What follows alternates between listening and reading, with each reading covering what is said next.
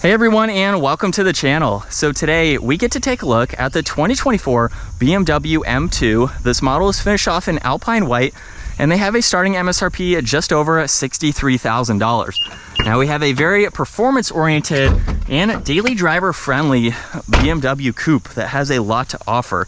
We'll start off with what this is powered by, which is the 3-liter inline 6-cylinder twin-turbo engine.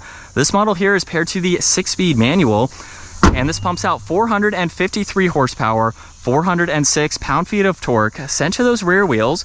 It will propel this 3,800-pound sports car from 0 to 60 just shy of 4 seconds for the manual, up to its top speed of 177 miles an hour. Now, as we take a look at the exterior styling, you'll notice there's a lot of squared off edges and designs. We'll start off with the kidney grille here, where it's very small, has a much different look than a lot of the other BMW models, but I think it looks really nice. There's plenty of cutouts too. There's a dark housing for all the LEDs up front, more of a square design for those inlets in the corners. There's parking sensors, more of a square look right in the middle there, along with mesh and some even more cutouts there. And then some really nice lines that come down the hood. Now this model also has a staggered setup for the wheels. They're 19 inches up front, 20 inches in the rear, with that multi-spoke and two-tone design, along with this model having the red M Sport brakes. There's a two-tone for the side mirrors with the turn signal. Sunroof is up top, all the window trim is gloss black. And then in certain angles, it looks like this model has a wide body kit from the factory. With all of those angular looks, especially in the lower side skirt there, it just gives it that look. If you lower this vehicle, it makes it look that much wider, which is really neat to see, especially for a factory BMW. Now there's a small trunk mounted spoiler. There's the dark housings for the LED taillights, backup camera, quad tip dual exhaust with some more gloss black, all the parking sensors, and more square designs to finish it off.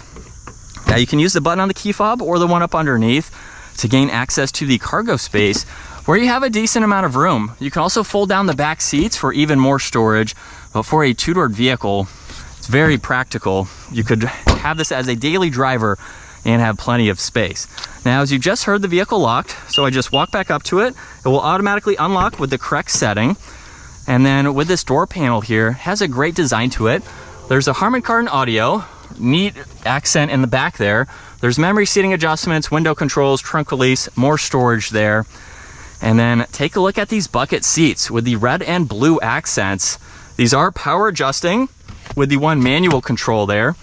And then to hop into the back, the seat will move forward the rest of the way. So you just have to pull on that one latch there. We're at 5'10".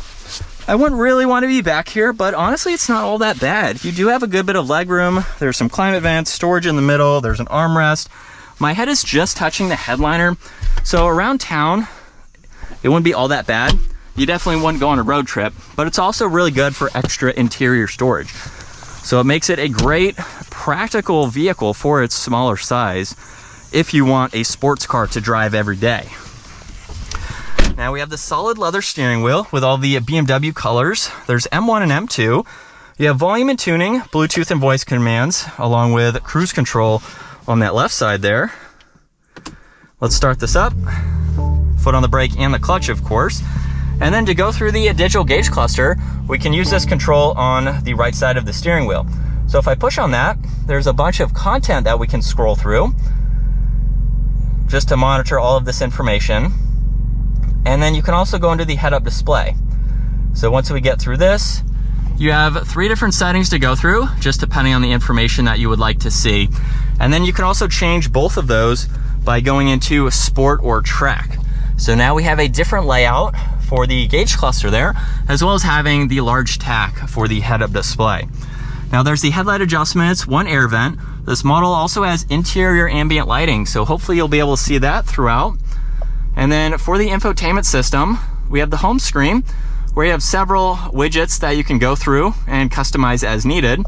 There's also a lot more icons like Apple CarPlay, Android Auto, your interior lighting. You have your drift analyzer that you can get into if you choose to drift with your M2. So lots to go over in there. And then you have some more shortcuts on this left side to further get through some of that info. You also have shortcuts to your AC adjustments along with the heated seats, and then temperature dials are on both sides.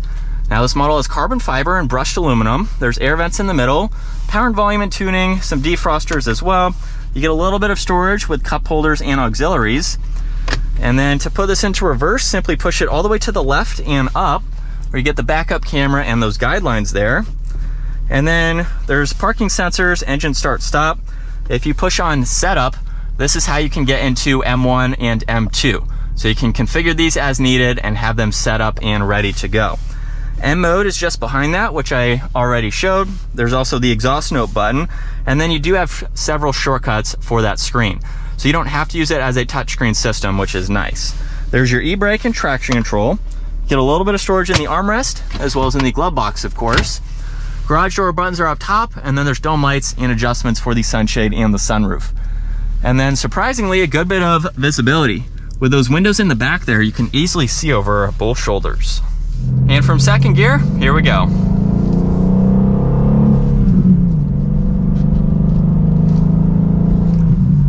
Now, if you want to see more performance driving, check out the video where we took the manual M2 to the mountains. So we were really able to experience its full potential in that vehicle and what the driving characteristics are like.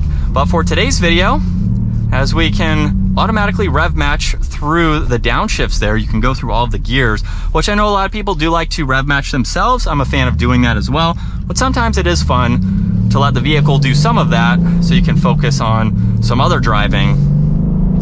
Well, this is a great vehicle to drive. I highly recommend the M2, along with the Supra as well. So we have tons of Supra content from the two that my brother has owned. They are very nice vehicles. This one is larger because we have the back seat space. So if you want something a little bit more practical, you may not use the back seats all of the time, but it's something that you would like to have there just in case. The M2 is the good option to go with, a little bit more practical, especially if this is your only vehicle. So you can fold the seats down, put in some longer items if you need to, and just have a well-rounded vehicle. It's not large, but it gives you extra space if and when you need to use it. I owned a Toyota GR86, which was a 4-seater, back seats folded down too. That was my practical vehicle. When I couldn't fit anything in my R8, I took the 86 because I had room to put items in, and it was still a fun sports car to have with that additional practicality. This is on a whole nother level with the M2 here as far as power and everything goes. And then we'll do another acceleration. It sounds so good. I do like how that exhaust sounds in the stock form. And then as far as the maneuverability goes for a vehicle like this, as we get into first gear, turning radius is pretty tight. Do have to back up a little bit here, but it's pretty maneuverable, and I like how light the clutch pedal is, especially when I drove it for about 7 hours. I didn't get tired driving it. The clutch pedal is super light, and the shifter is very engaging. So it's an easy manual to drive, and one that you can drive in stop and go traffic. I know that's not everyone's preference to drive a manual in stop and go traffic, but as I did it on my road trip, you know, it wasn't all that bad. And we'll do another acceleration as we get up to speed here. And that's going to wrap it up for the 2024 BMW M2. Once again, a huge shout out to Carolina Auto Direct for providing this vehicle for me today. Take a look at their website, give this video a huge thumbs up, and consider smashing that subscribe button so you don't miss out on our daily uploads. I will see you all in the next video.